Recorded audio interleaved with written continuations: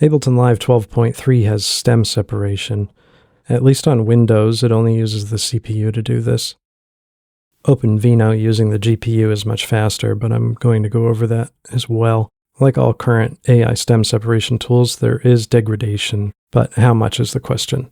So what I'm doing here is using the stem separation tool, first using the fast mode, and then using the quality mode. I sped up these parts so the video isn't so long, but the amount of time that each one took for 1 minute of audio is on the screen. And then what I did was I used the new bounce group to new track feature, which they should have added over a decade ago, to recombine the tracks into one cohesive track. And then I looked at the spectrograph in RX.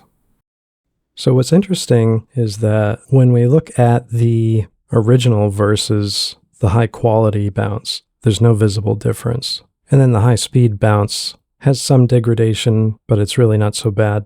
And for this, I'm just looking at high frequencies because that's where the most noticeable degradation occurs. Then what I did was I did the same thing in Audacity with OpenVINO using the GPU, which is a lot faster, but the results are also a lot different. And when we compare the results of those being bounced down to the other tracks we were looking at, the degradation is more severe. And now I'll show you some sound comparisons of separated stems.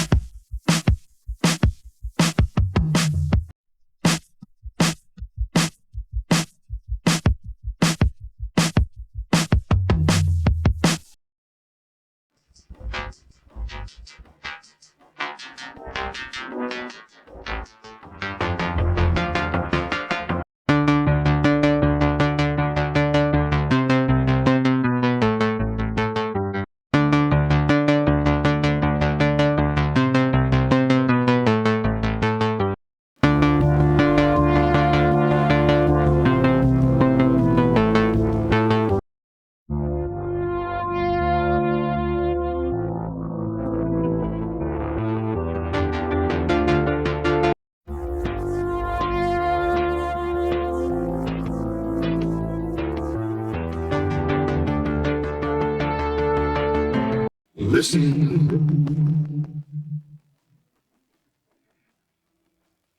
Listen. Listen. Listen.